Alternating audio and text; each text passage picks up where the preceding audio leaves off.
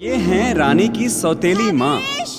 ये अपने तीनों बेटों को तो बहुत प्यार करती है माई, किंतु रानी को फूटी आंख से देखना भी पसंद नहीं करती और ये चाहती हैं कि तीनों बेटे भी रानी से दूर रहें। तोहनी के दिमाग में भूसा भरल बा।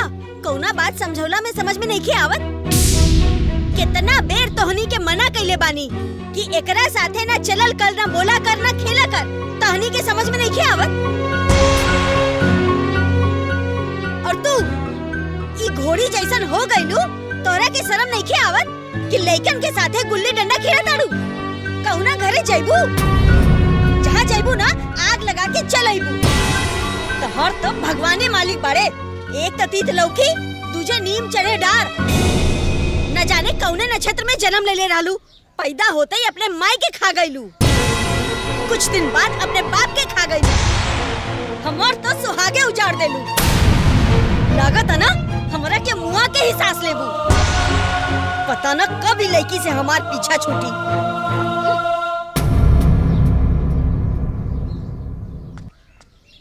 और का हमरा के आँख दिखावा तारू? तुहार आँख ना सुआ से निकाल ले। समझ में आयल के ना? अरे का माई, छोट छोट बात पे दीदी पे जब देखो गुस्सा करेलू। सही बात। अगर दीदी के साथ हमने के थोड़ा देर खेल लिया जाए तो क्या हो जाए? अरे माई, दीदी तो हमने के साथ खेलत भी न रहे। हमने बहुत जिद करनी तब खेले लगल। इनमें ओकर का गलती? चुप करबा तू लोग। ज्यादा एकर वकालत करबा ना तो 1 मिनट में तोहनी के वकालत झाड़ दे। चल चल अंदर चल। तोहनी के समझावत आनी। चल अंदर चल।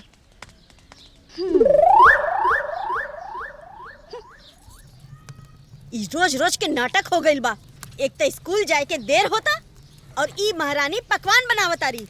अभी ले टिफिन न बनल बा। हाँ, जैसे ही खुद गोबर बाड़ी वैसे ही चाहतारी हमार लइको गोबर हो जाए, स्कूल न जा पाए। वही से ही रोज रोज लड़की नाटक करेली। जेके ज्यादा जल्दी बा वो खुदे आके बना लेवल करे ना। हम हो इंसान बानी, दुइये हाथ गोड़बा हमरा लगे। अब बाहर के भी काम करब तो रसोई में आके समय लागी ना।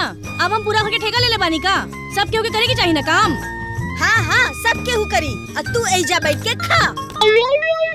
दुगो टिकरी बना देलू तो पूरा घर संभाल लेलू। पहाड़ उठा ले बाड़ू।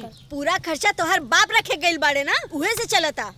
न तो फाके चलत तो समझ में आ जाये कि कौने धान के हो रहा हो खेला। अरे माई, तू दीदी के फालतू पे काहे बड़बड़ालू? और वैसे भी टिफिन तो देखा टाइम से भी तैयार हो गई। देखा ल काम आई रोज समय से तो मिल जाला। बेकार में दीदी के डांटे लू। चुपचाप ना बैग उठावा और स्कूले जा, ना तो अब ही हम तोरा के समझा दे। बड़ा दीदी के दाई बने आइल बड़ा। चला उठा, चप्पल पहना, ले जा एकरा के। चला। बड़ी आइल बड़ी।